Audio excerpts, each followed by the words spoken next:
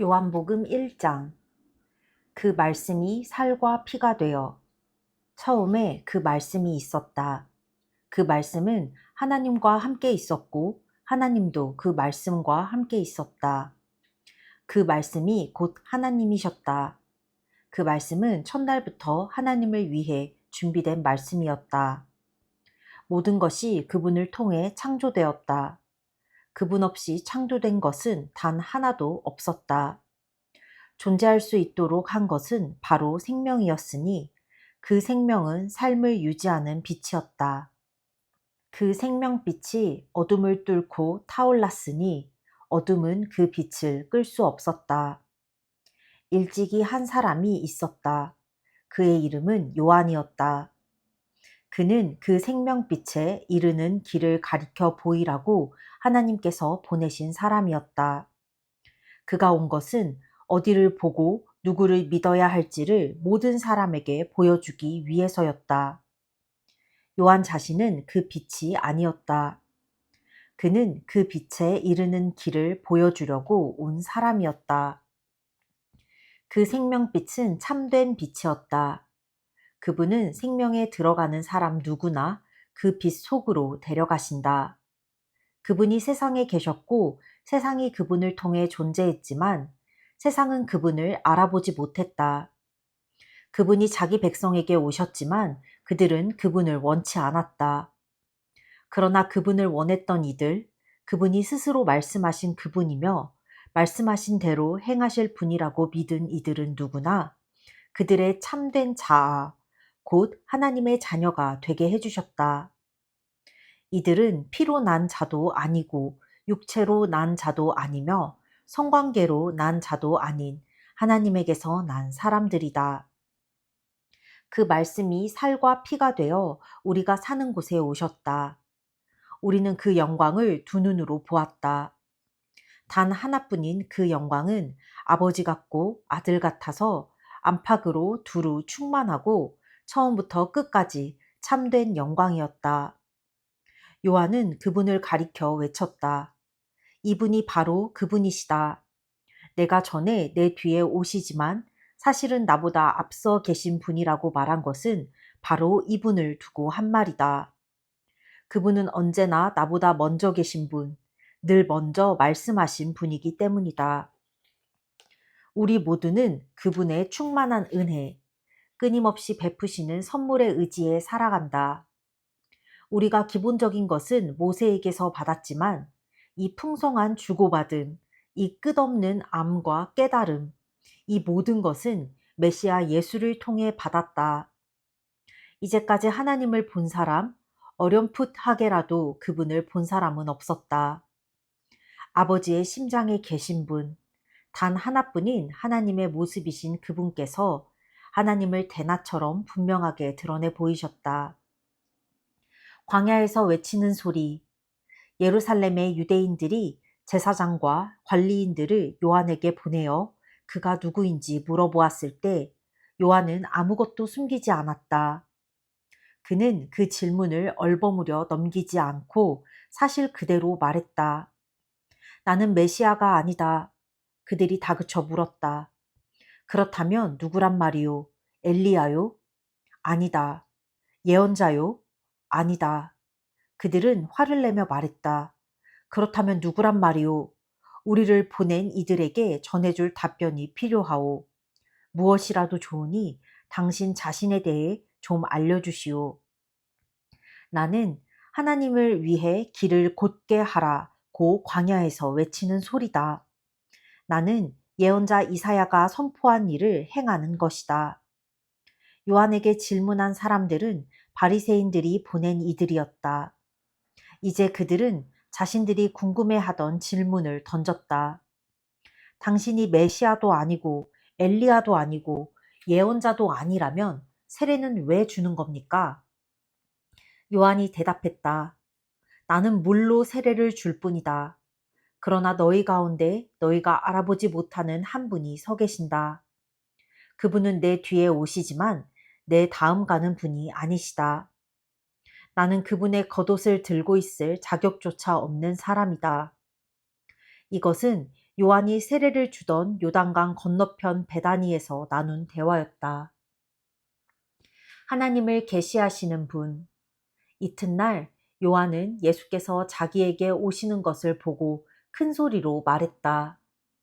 이분이 하나님의 유월절 어린 양이시다. 세상 죄를 용서하시는 분이다. 내가 전에 내 뒤에 오시지만 사실은 나보다 앞서 계신 분이라고 말하니까 바로 이분이다. 나는 이분이 누구신지 전혀 알지 못했다. 내가 아는 것은 이분이 하나님을 계시하시는 분이심을 알아보도록 이스라엘을 준비시키는 것이 내 임무라는 것뿐이었다. 그래서 내가 여기에 와서 물로 세례를 주는 것이다. 너희를 말끔히 씻기고 너희 삶에서 죄를 씻어내어 너희로 하여금 하나님과 함께 새 출발을 하게 하려는 것이다. 요한은 자신의 증언을 이 말로 매듭지었다. 나는 성령께서 비둘기처럼 하늘에서 내려와 이분 안에 편히 머무시는 것을 보았다. 다시 말하지만 내가 이분에 대해 아는 것은 물로 세례를 주라고 내게 권한을 주신 분께서 너는 성령이 내려와 한 분 위에 머무는 것을 보게 될 텐데 바로 그가 성령으로 세례를 줄 것이다 라고 말씀하신 것뿐이었다. 나는 정확하게 그 일이 일어나는 것을 보았고 그래서 너희에게 말하는 것이다. 이분이 하나님의 아들이신 것에는 조금도 의심의 여지가 없다. 와서 직접 보아라. 이튿날 요한이 두 제자와 함께 자기 일터에 있다가 예수께서 근처를 지나가시는 것을 보고 말했다. 하나님의 유월절 어린 양이시다. 두 제자는 요한의 말을 듣고 예수를 따라갔다. 예수께서 고개를 돌려 그들을 보시고 말씀하셨다. 무엇을 찾느냐? 그들이 말했다. 랍비님, 어디에 묵고 계십니까? 랍비는 선생이라는 뜻이다. 예수께서 대답하셨다. 와서 직접 보아라. 그들은 가서 예수께서 지내시는 곳을 보았고 그날을 그분과 함께 지냈다. 늦은 오후에 일어난 일이었다. 요한의 증언을 듣고 예수를 따라간 두 사람 중 하나는 시몬 베드로의 동생 안드레였다. 그가 예수께서 지내시는 곳을 확인하고 나서 맨 먼저 한 일은 자기 형 시몬을 찾아가 우리가 메시아를 만났다고 알린 것이었다. 메시아는 곧 그리스도다. 그는 즉시 시몬을 예수께로 인도했다. 예수께서 시몬을 쳐다보시고 말씀하셨다. 너는 요한의 아들 시몬이 아니냐? 이제부터 내 이름은 게바다. 게바는 베드로, 곧 바위라는 뜻이다. 이튿날 예수께서 갈릴리에 가기로 하셨다. 예수께서 갈릴리에 도착해 빌립과 마주치셨다. 예수께서 말씀하셨다. 가자, 나를 따라오너라. 빌립의 고향은 벳세다였다. 그곳은 안드레와 베드로의 고향이기도 했다. 빌립이 가서 나다나엘을 만나 이렇게 말했다. 모세가 율법에 기록하고 예언자들이 전해준 그분을 우리가 만났습니다. 그분은 요셉의 아들 예수라는 분인데 나사렛에서 오셨어요. 나다나엘이 말했다. 나사렛이라고요? 설마 농담이겠지요? 그러나 빌립은 이렇게 말했다. 와서 직접 보세요. 예수께서 나다나엘이 오는 것을 보시고 말씀하셨다. 저 사람은 참된 이스라엘 사람이다. 그에게는 거짓된 구석이 하나도 없다. 나다나엘이 말했다. 어떻게 그런 생각을 하셨습니까? 저를 모르시지 않습니까? 예수께서 대답하셨다. 빌립이 너를 이곳으로 부르기 오래전에 내가 무화과 나무 아래 있는 것을 보았다. 나다나엘이 큰 소리로 말했다. 랍비님, 선생님은 하나님의 아들이시며 이스라엘의 왕이십니다. 예수께서 말씀하셨다. 내가 무화과 나무 아래 앉아 있는 것을 내가 보았다고 해서 믿는 것이냐? 그것은 아무것도 아니다. 이 일이 끝나기 전에 너희는 하늘이 열리고 하나님의 천사들이 인자 위에 오르내리는 것을 보게 될 것이다. 요한복음 2장. 물로 포도주를 만드시다. 사흘 후에 갈릴리 가나 마을에서 결혼식이 있었다. 예수의 어머니가 그곳에 있었고 예수와 제자들도 거기에 손님으로 있었다. 결혼 잔치에 포도주가 떨어져 가자 예수의 어머니가 예수께 말했다. 포도주가 거의 바닥났구나. 예수께서 말씀하셨다. 어머니, 그것이 어머니와 내가 관여할 일입니까? 지금은 나의 때가 아닙니다.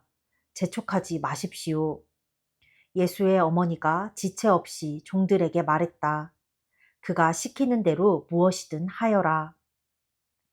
거기에는 유대인들이 정결 예식에 쓰는 물 항아리가 6개 놓여 있었다.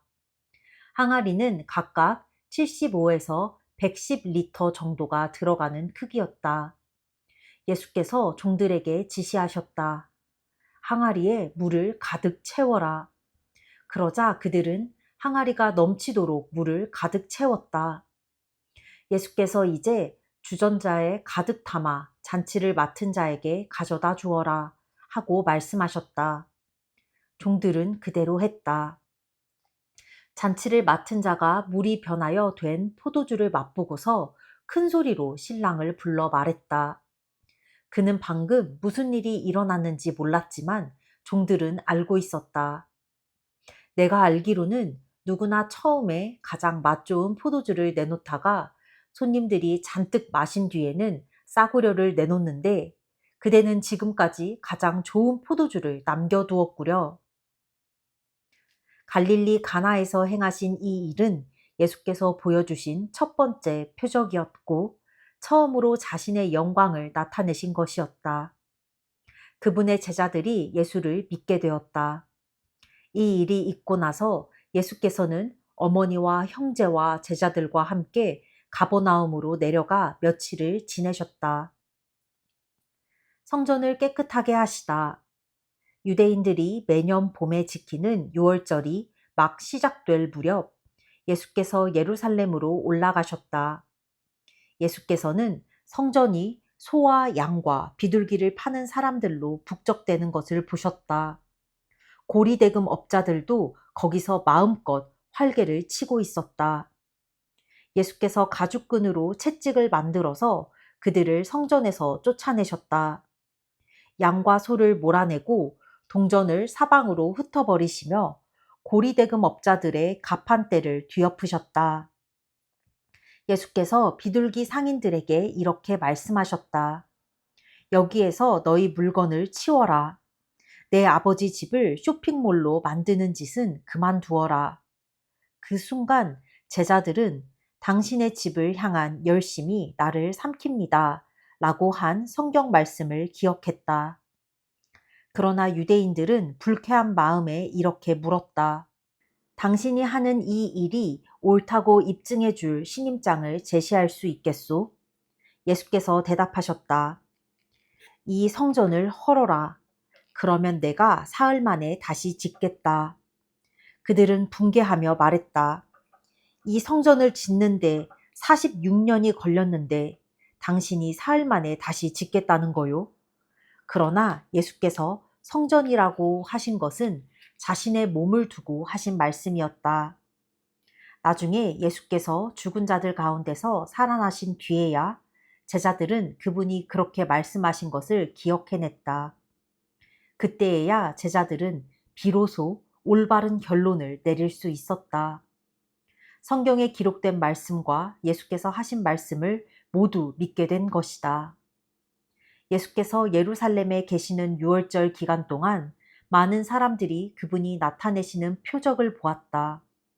그리고 그 표적이 하나님을 가리킨다는 것을 알고는 자신들의 삶을 예수께 맡겼다. 그러나 예수께서는 자신의 삶을 그들에게 맡기지 않으셨다. 예수께서는 그들을 속속들이 아셨고 그들이 신뢰할 수 없는 사람들인 것도 알고 계셨다. 예수께서는 아무런 도움 없이도 그들을 훤히 꿰뚫어 보고 계셨던 것이다. 요한복음 3장. 니고데모와의 대화. 바리새파 사람 가운데 니고데모라는 사람이 있었다. 그는 유대인들 사이에서 유력한 지도자였다. 하루는 그가 밤늦게 예수를 찾아와서 말했다. 라삐님, 우리 모두는 선생님이 하나님께로부터 직접 오신 분이라는 것을 알고 있습니다. 하나님이 관여하지 않으시면 아무도 선생님이 하시는 일, 곧 하나님을 가리켜 보이고 하나님을 계시하는 일을 할 수 없습니다. 예수께서 말씀하셨다. 내 말이 정말 맞다. 내가 하는 말을 믿어라. 사람이 위로부터 태어나지 않으면 내가 가리키는 하나님 나라를 볼 수 없다. 니고데모가 말했다. 이미 태어나서 다 자란 사람이 어떻게 다시 태어날 수 있겠습니까? 어머니 배에 들어가서 다시 태어날 수는 없습니다. 위로부터 태어난다고 하신 말씀이 도대체 무슨 뜻입니까? 예수께서 말씀하셨다. 너는 귀 기울여 듣지 않는구나. 다시 말해주겠다. 사람은 누구나 근본적인 창조 과정을 거쳐야 한다. 태초에 수면 위를 운행하시던 성령을 통한 창조, 보이는 세계를 움직이는 보이지 않는 세계, 새로운 생명으로 들어가게 이끄는 세례. 이 과정들이 없으면 하나님 나라에 들어갈 수 없다. 아기를 예로 들어 설명하겠다. 태어난 아기는 다만 내가 볼 수 있고 만질 수 있는 몸만 가지고 있을 뿐이다. 그러나 그 몸 안에 형성되는 인격은 내가 절대 볼 수도 없고 만질 수도 없는 것, 성령으로 빚어져 살아있는 영이 되는 것이다. 바로 이러한 과정을 말하는 것이다. 그러니 너는 위로부터 태어나야 한다는 말, 곧 이 세상의 가치로부터 떠나야 한다는 내 말에 놀라지 마라. 너는 바람이 부는 방향을 예측할 수 없다는 것을 잘 알 것이다. 너는 나무 사이를 스치는 바람의 소리는 듣지만 그 바람이 어디서 와서 어디로 가는지는 모른다. 하나님의 바람, 곧 하나님의 영을 힘입어 위로부터 태어난 사람도 다 그와 같다. 니고데모가 물었다. 그 말이 무슨 뜻입니까? 어떻게 그런 일이 일어날 수 있습니까? 예수께서 대답하셨다. 너는 이스라엘의 존경받는 선생이면서 이런 기본적인 것도 모르느냐? 잘 들어라. 진리를 있는 그대로 일러주겠다. 나는 경험으로 아는 것만 말한다.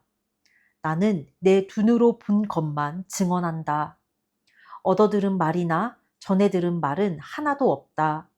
그러나 너는 증거를 직면해서 받아들이기는커녕 이런저런 질문으로 꾸물거리고 있구나. 손바닥 보듯 뻔한 사실을 말해도 내가 믿지 않는데 내가 보지 못하는 하나님의 일을 내가 말해봐야 무슨 소용이 있겠느냐. 하나님 앞에서 내려온 이, 곧 인자밖에는 아무도 하나님 앞으로 올라간 이가 없다. 모세가 광야에서 뱀을 들어 백성에게 보고 믿게 한 것과 마찬가지로 인자도 들려야 한다. 그러면 그를 바라보는 사람, 그를 믿고 기다리는 사람마다 참된 생명, 영원한 생명을 얻게 될 것이다. 하나님께서 이 세상을 얼마나 사랑하셨는지 그분은 하나뿐인 아들을 우리에게 주셨다.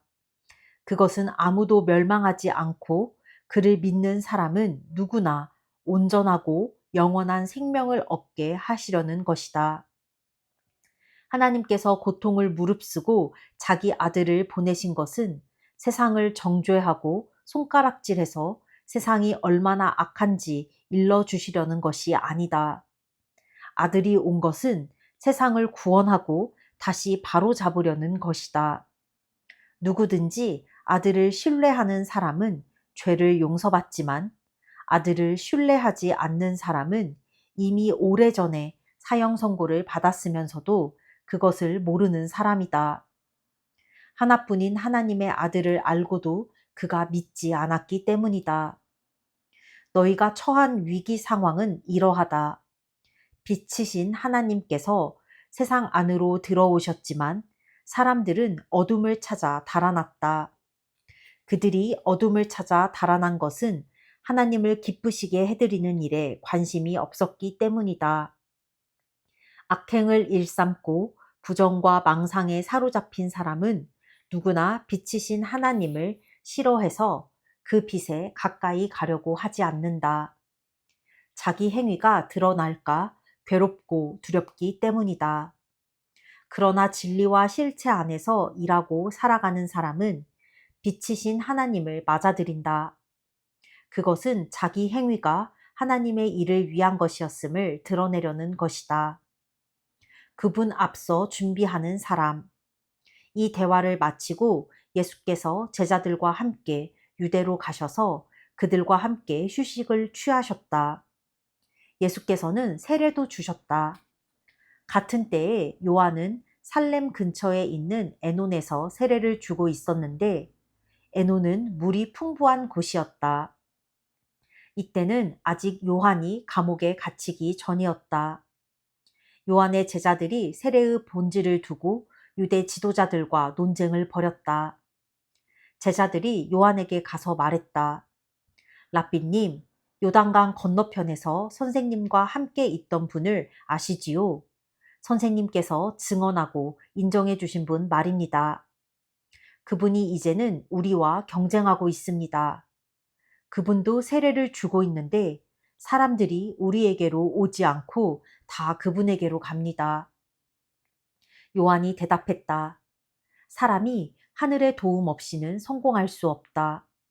나는 지금 영원한 성공을 말하는 것이다. 나는 메시아가 아니다. 나는 그분보다 앞서 보냄받아서 그분을 준비하는 사람에 불과하다. 내가 이것을 공개적으로 말할 때에 너희도 그 자리에 나와 함께 있었다. 신부를 얻는 이는 당연히 신랑이다. 그리고 들러리가 되어 신랑 곁에서 그가 하는 말을 모두 듣는 신랑의 친구는 참으로 행복하다. 내가 바로 그 사람이다. 이제 결혼식이 끝나고 행복한 결혼 생활이 시작될 것을 잘 아는 신랑의 친구가 어떻게 질투할 수 있겠느냐? 그래서 내 잔이 넘쳐 흐르는 것이다. 지금은 그분이 중앙무대로 나오시고 나는 가장자리로 비켜나야 할 순간이다. 위로부터 오시는 그분이야말로 하나님께서 보내신 다른 어떤 심부름꾼보다 뛰어나신 분이다. 땅에서 난 자는 땅에 매여서 땅의 언어로 말하지만 하늘에서 나신 분은 우리와 차원이 다르다. 그분은 하늘에서 직접 보고 들은 것을 증거로 제시하신다. 하지만 아무도 그 같은 사실에 관심을 두지 않는다. 그러나 그 증거를 면밀히 살펴보는 사람은 하나님이 곧 진리라는 사실에 자기 목숨을 걸게 된다. 하나님께서 보내신 그분은 하나님의 말씀을 전한다. 하나님께서 성령을 조금씩 나누어 주신다고 생각하지 마라. 아버지는 아들을 한량없이 사랑하신다. 아버지는 아들에게 모든 것을 맡기셔서 아들로 하여금 그 선물을 아낌없이 나눠주게 하셨다. 그래서 아들을 받아들이고 신뢰하는 사람은 누구나 그 모든 것, 곧 온전하고 영원한 생명에 참여하게 된다. 어둠 속에 있어 아들을 신뢰하지 않고 외면하는 사람이 생명을 보지 못하는 것도 그 때문이다. 그가 하나님에 대해 경험하는 것이라고는 온통 어둠, 지독한 어둠뿐이다. 요한복음 4장. 우물가의 여인. 예수께서 바리새인들이 자신과 요한이 세례를 준 횟수를 세고 있다는 것을 아셨다. 실제로 세례를 준 것은 예수가 아니라 그분의 제자들이었다. 바리새인들은 예수가 앞섰다고 점수를 발표하여 그분과 요한이 경쟁하는 것으로 사람들의 눈에 보이게 했다. 그래서 예수께서 유대를 떠나 다시 갈릴리로 가셨다. 갈릴리로 가려면 사마리아를 가로질러 가야 했다. 예수께서 사마리아의 수가라 하는 마을에 이르셨다.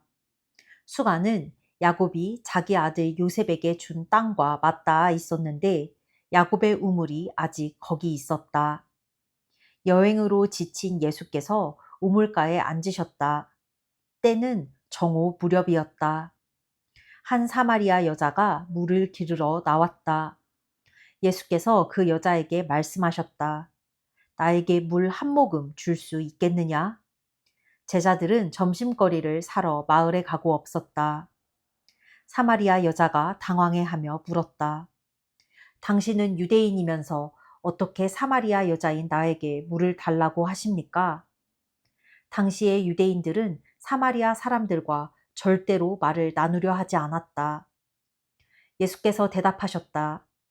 내가 하나님의 후하심을 알고 내가 누구인지 알았더라면 내게 마실 물을 달라고 했을 것이고 나는 내게 시원한 생수를 주었을 것이다.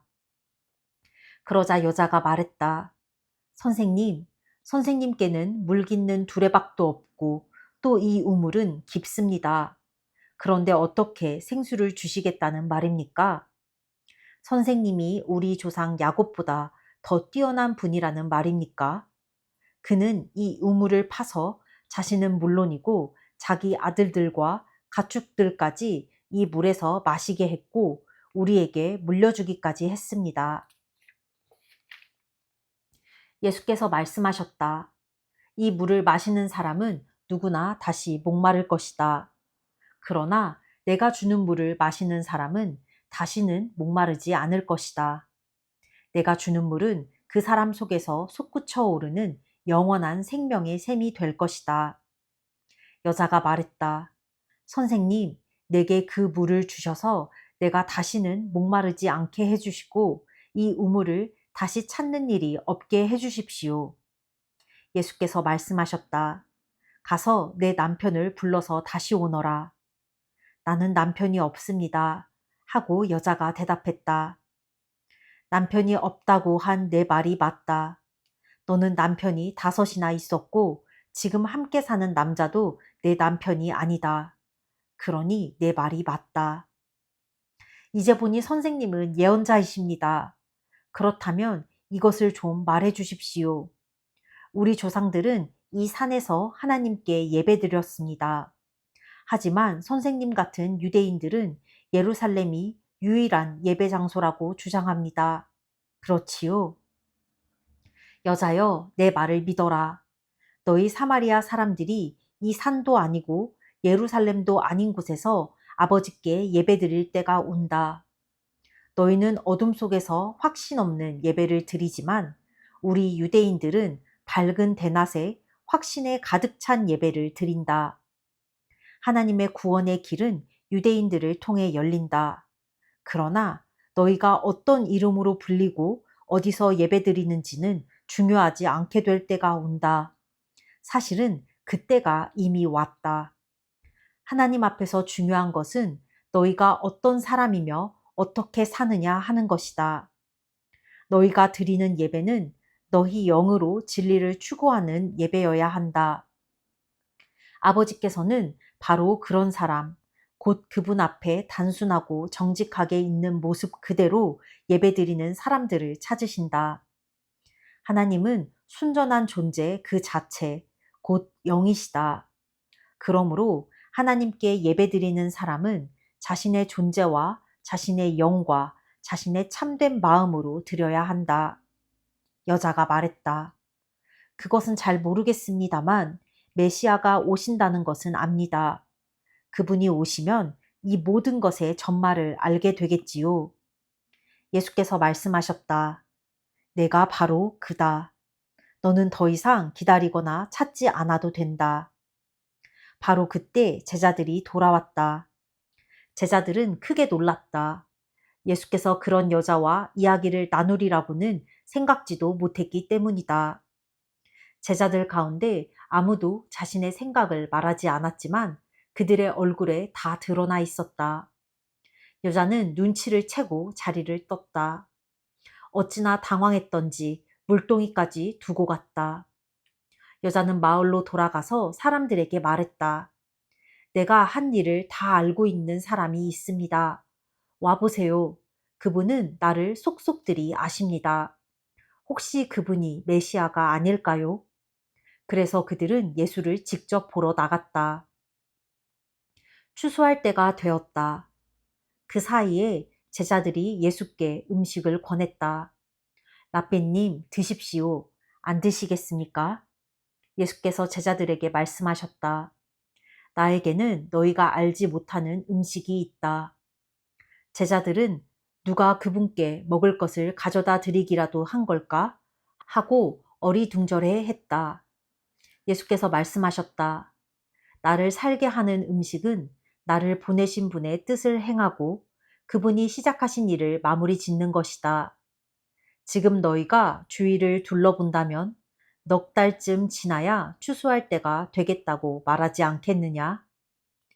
내가 너희에게 말한다. 눈을 떠서 눈앞에 무엇이 있는지 똑똑히 보아라. 이 사마리아 밭들은 곡식이 무르익었다.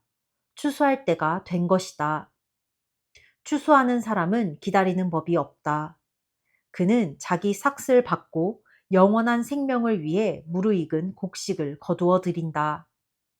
이제 씨 뿌리는 사람과 추수하는 사람이 서로 어깨 동무를 하고 기뻐하게 되었구나. 한 사람은 씨를 뿌리고 다른 사람은 거두어 들인다는 말이 과연 맞는 말이다. 나는 너희가 일구지 않은 밭으로 너희를 보내 추수하게 했다. 너희는 손가락 하나 보탠 것 없이 다른 사람들이 오랫동안 힘써 일궈놓은 밭에 걸어 들어간 것이다. 마을에서 온 많은 사마리아 사람들이 예수께 자신의 삶을 맡겼다. 그분은 내가 한 일을 다 아십니다. 나를 속속들이 아십니다. 라고 말한 여자의 증언 때문이었다. 그들은 예수께 좀 더 머물러 주기를 청했고 예수께서는 이틀을 더 머무셨다. 많은 사람들이 예수의 말씀을 듣고 자신의 삶을 그분께 의탁했다. 사람들이 여자에게 말했다. 이제 우리는 당신의 말 때문에 믿는 것이 아니요. 우리가 직접 듣고 확실히 알게 되었소.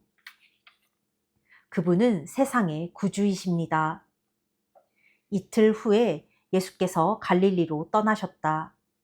예수께서는 예언자가 자기가 자란 곳에서는 존경받지 못한다는 것을 경험으로 잘 알고 계셨다. 예수께서 갈릴리에 도착하셨을 때 갈릴리 사람들이 그분을 반겼다. 그러나 그것은 그들이 유월절 기간 동안 예수께서 예루살렘에서 행하신 일에 감동을 받았기 때문이지 그분이 누구시며 장차 무슨 일을 하시려는지 정말로 알았기 때문은 아니었다. 예수께서 전에 물로 포도주를 만드셨던 갈릴리 가나로 다시 가셨다. 한편 가버나움에 왕실 관리 한 사람이 있었는데 그의 아들이 병을 앓고 있었다. 그는 예수께서 유대를 떠나 갈릴리로 오셨다는 소식을 듣고서 그분을 찾아가 가버나움으로 내려가서 죽기 직전에 있는 자기 아들을 고쳐달라고 그분께 간절히 청했다. 예수께서 그의 말을 피하시며 이렇게 말씀하셨다. 기적을 보고 압도되지 않으면 너희는 믿으려 하지 않는다. 그러나 그 관리는 물러서지 않았다. 함께 가주십시오. 제 아들의 생사가 달린 일입니다. 예수께서는 그저 집으로 가거라. 내 아들이 살아났다. 고만 대답하셨다. 그 사람은 예수께서 하신 말씀을 그대로 믿고 집으로 향했다. 그가 돌아가고 있는데 종들이 중간에서 그를 붙잡고는 소식을 전했다. 아드님이 살아났습니다. 그 사람이 자기 아들이 언제 낫기 시작했는지를 묻자 종들이 대답했다. 어제 오후 1시쯤에 열이 내렸습니다. 그 아버지는 그때가 바로 예수께서 내 아들이 살아났다고 말씀하신 때라는 것을 알았다. 그 일로 결론이 났다. 그 관리뿐 아니라 온 가족이 다 믿게 된 것이다. 이것은 예수께서 유대를 떠나 갈릴리로 오신 뒤에 보여주신 두 번째 표적이다. 요한복음 5장 38년 된 병자를 고치시다. 곧이어 또 다른 명절이 다가오자 예수께서 다시 예루살렘으로 가셨다. 예루살렘의 양의 문 근처에 히브리 말로 베데스다라 하는 연못이 있었고 그 연못에 회랑 5채가 딸려 있었다. 그 회랑에는 눈먼 사람, 다리를 저는 사람, 중풍병자 같이 몸이 아픈 사람들이 수백 명 있었다. 거기에 38년 동안 앓고 있던 한 남자가 있었다. 예수께서 그가 연못가에 누워 있는 것을 보시고 또 그가 그곳에 얼마나 오래 있었는지를 아시고 말씀하셨다. 내가 낫기를 원하느냐? 그 남자가 말했다. 선생님, 물이 움직일 때 저를 연못에 넣어줄 사람이 없습니다. 제가 연못에 닿을 즈음이면 이미 다른 사람이 들어가 있습니다. 예수께서 말씀하셨다. 일어나서 내 자리를 들고 걸어가거라. 그러자 그가 곧바로 나았다. 그는 자기 자리를 들고 걸어갔다. 마침 그날은 안식일이었다. 유대인들이 그 나은 사람을 막아서며 말했다. 오늘은 안식일이요. 자리를 들고 다녀서는 안 돼요. 그것은 규정을 위반하는 일이요.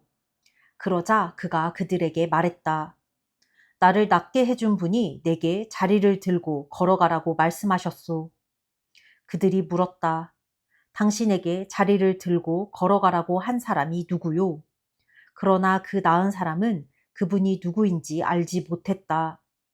예수께서 어느새 무리 속으로 몸을 숨기셨기 때문이었다. 얼마 후에 예수께서 성전에서 그 사람을 만나자 이렇게 말씀하셨다. 아주 좋아 보이는구나. 너는 건강해졌다. 죄 짓는 삶으로 되돌아가지 마라. 만일 되돌아가면 더 심한 일이 일어날 수 있다. 그 사람이 돌아가서 자기를 낫게 해준 이가 예수라고 유대인들에게 말했다. 그러자 유대인들은 예수께서 안식일에 그 같은 일을 했다는 이유로 그분을 잡으려고 했다. 그러나 예수께서는 스스로를 변호하시며 이렇게 말씀하셨다. 내 아버지께서 안식일에도 쉬지 않고 일하신다. 그러니 나도 일한다. 그 말에 유대인들이 격분했다. 이제 그들은 예수를 공개적으로 공격하는 것에 머물지 않고 그분을 죽이려고 했다. 예수께서 안식일을 어겼을 뿐 아니라 하나님을 자기 아버지라고 부르면서 하나님과 자신을 동등한 자리에 두었기 때문이다. 오직 아버지의 말씀대로. 그래서 예수께서 자신에 대해 길게 설명하셨다. 내가 너희에게 사실 그대로 말하겠다. 아들은 무슨 일이든지 자기 마음대로 하지 않고 아버지에게서 본 대로만 한다. 아버지께서 하시는 일을 아들도 한다. 아버지는 아들을 사랑하셔서 자신이 하는 모든 일에 아들도 참여하게 하신다. 그러나 너희가 본 것은 일부에 지나지 않는다. 아버지께서 죽은 사람들을 다시 살리시고 생명을 창조하시는 것처럼 아들도 그 일을 하기 때문이다. 아들은 자기가 택한 사람 누구에게나 생명을 준다. 아들과 아버지는 그 누구도 내쫓지 않는다. 아버지는 심판할 모든 권한을 아들에게 넘겨주셔서 아들도 아버지와 똑같이 영광을 받게 하셨다. 아들에게 영광을 돌리지 않는 사람은 아버지께도 영광을 돌리지 않는 것이다. 아들을 영광의 자리에 앉히신 것이 아버지의 결정이기 때문이다. 너희가 반드시 귀 기울여 들어야 할 말이 있다. 누구든지 지금 내가 하는 말을 믿고 나에게 책임을 맡기신 아버지와 한편에 서는 사람은 지금 이 순간 참되고 영원한 생명을 얻고 더 이상 정죄받지 않는다. 그는 죽은 사람의 세계에서 산 사람의 세계로 과감히 옮겨온 것이다. 너희가 반드시 알아두어야 할 것이 있다. 죽은 자들이 하나님 아들의 음성을 듣고 살아날 때가 왔다. 지금이 바로 그때다. 아버지 안에 생명이 있는 것처럼 아버지께서는 아들 안에도 생명을 주셨다. 또한 아버지께서는 그가 인자이기 때문에 그에게 심판의 문제를 결정하고 시행할 권한을 주셨다. 이 모든 말에 그렇게 놀랄 것 없다. 죽어서 땅에 묻힌 모든 사람들이 그의 음성을 들을 때가 온다. 바른 길을 따라서 산 사람들은 부활 생명으로 들어가고 그릇된 길을 따라서 산 사람들은 부활 심판으로 들어갈 것이다. 나는 단 하나도 내 마음대로 할 수 없다. 나는 먼저 귀 기울여 듣고 그런 다음 결정할 뿐이다. 너희는 내 결정을 신뢰해도 좋다. 내가 내 마음대로 하지 않고 오직 지시받은 대로 하기 때문이다. 내가 내 자신을 위해 말한다면 그 증언은 헛될 뿐 아니라 나의 이익을 위한 것이 되고 말 것이다. 그러나 나를 증언해 주시는 분은 따로 계신다. 그분은 모든 증인 가운데 가장 믿을 만한 증인이시다. 게다가 너희 모두는 요한을 보았고 그의 말을 들었다. 그가 나에 관해 전문적이고 믿을 만한 증언을 해주지 않았느냐? 그러나 내가 너희의 지지를 얻으려고 하거나 한낱 사람의 증언에 호소하려는 것은 아니다. 내가 이렇게 말하는 것은 너희로 구원을 얻게 하려는 것이다. 요한은 밝게 타오르는 횃불이었고 너희는 한동안 그의 밝은 빛 속에서 기쁘게 춤을 추었다. 그러나 참으로 나를 증거하는 증언, 요한의 증언보다 훨씬 뛰어난 증언이 있다. 아버지께서 나에게 이루라고 맡겨주신 일이 바로 그것이다.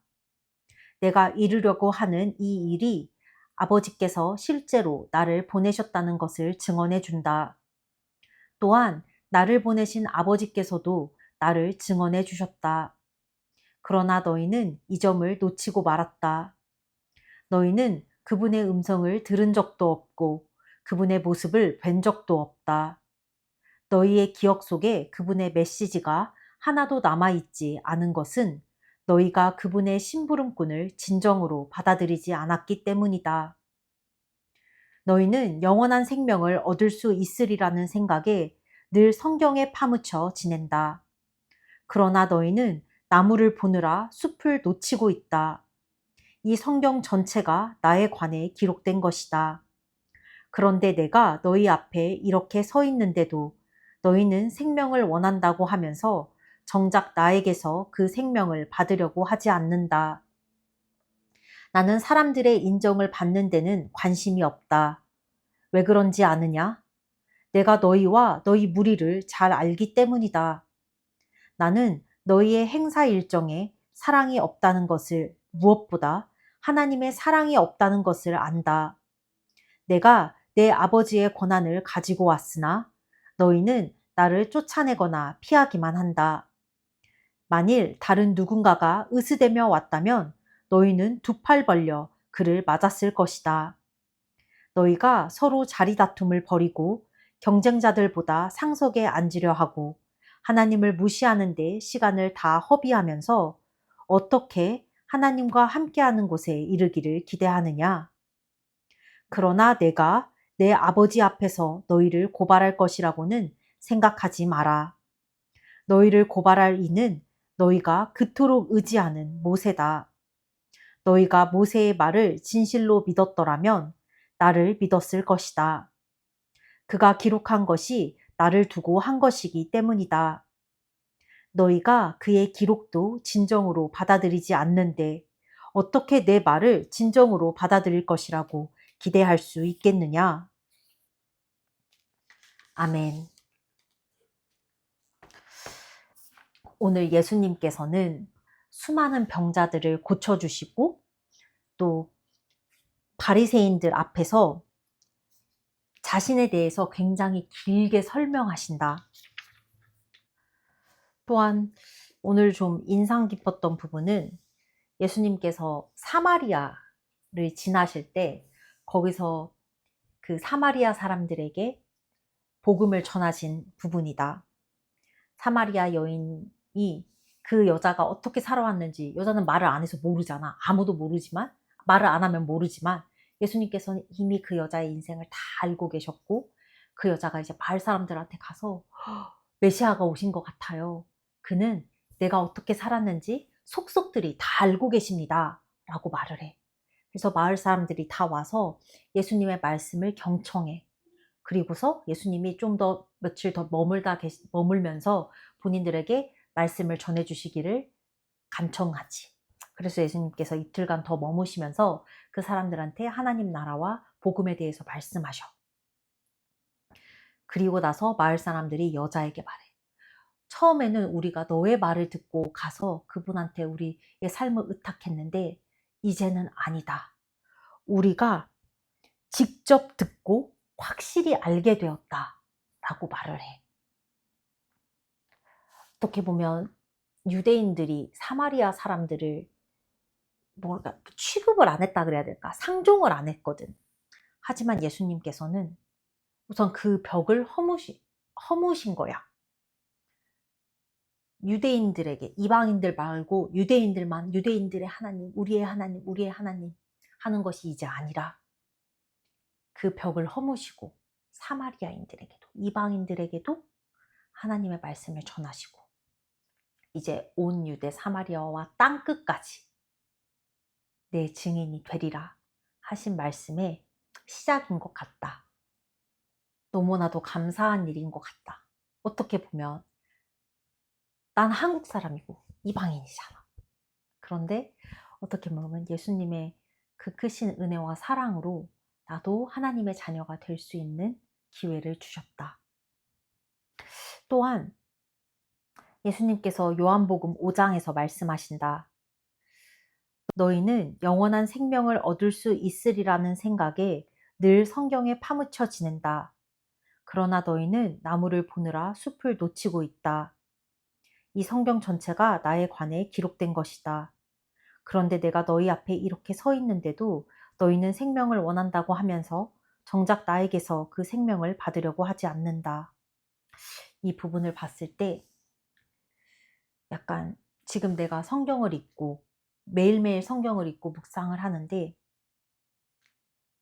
성경을 읽는 것에서 끝나면 안 되는 것 같다. 이것을 내 삶으로 살아내야 예수님을 닮아가는 삶이고 영원한 생명을 추구하는 삶이지 무슨 출석 도장 찍듯이 오늘 말씀 읽었다 땡 하는 데에 그치지 말자. 성장하는 신앙인이 되기 위해서 이 성경의 말씀대로 살아가려고 노력해보자. 하루하루 선함을 추구하고 하나님의 말씀을 사모하고 내 이웃을 사랑하고 내가 할 수 있는 일이 무엇인지 하나님 앞에 기도하며 간구하고 좀 하나님 앞에 깊이 머무르는 시간을 좀 내 스스로가 가져보자. 성경에 파묻혀 있지 말고 그렇다고 성경을 그냥 가볍게 여기지도 말고 내가 이 성경 말씀을 소중하고 귀하게 여기면서 이 말씀을 읽고 내 삶에 적용하는 것까지 내가 이걸 적용까지 끌어오려고 내 스스로의 노력이 필요한 것 같다.